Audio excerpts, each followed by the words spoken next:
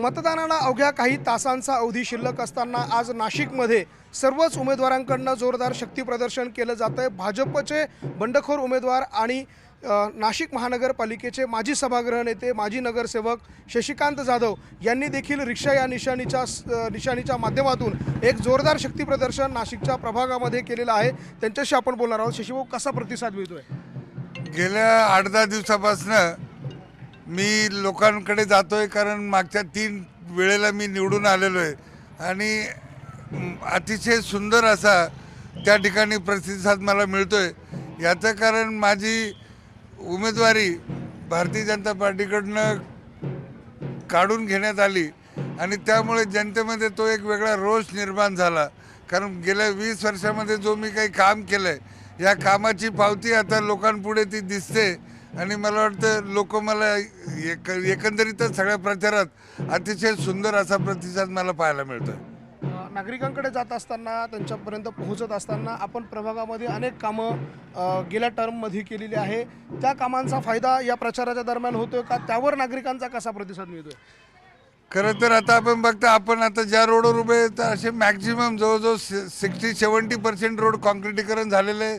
साईडला बऱ्याच ठिकाणी पेवर ब्लॉक लागलेत, पाण्याची अडचण नाही आहेत, पाण्याचे जलकुंभ बऱ्याच ठिकाणी उभे केलेले आहेत आणि प्रभाग तसा फार मोठा आहे, त्यामुळे अजूनही बरेचसे कामं आम्हाला करता येतील आणि लोकांचा एक विश्वास असल्यामुळे 100% त्या ठिकाणी लोक एक सिनियर त्यांच्यातला माणूस म्हणून माझ्याकडे बघतात।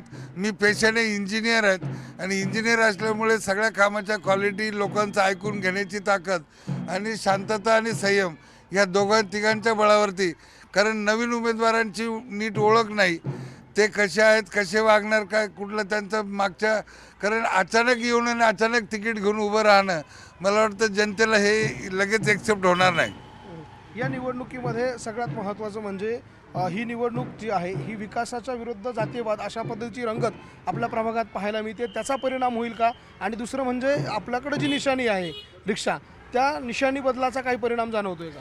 खरं तर जातीवादाचं मुळात मी त्याच्या विरोधात आहे। सगळी जनता आपली आहे, कारण इथून मागे 20 वर्ष ह्याच जनतेने मला निवडून दिलं आहे, त्याच्यामुळे त्याचा फारसा इफेक्ट होईल असं मला वाटत नाही। पण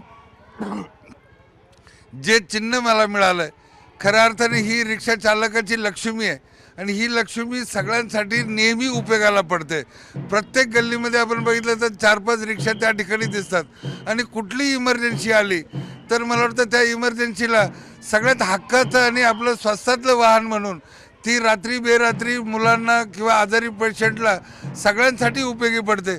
मला वाटतं ही लक्ष्मी आहे आणि त्याच्यामुळे येथील जेवढे रिक्षा चालक आहे, सगळे रिक्षा चालक मालक माझ्याशी खूप प्रेमाने बोलायला लागले।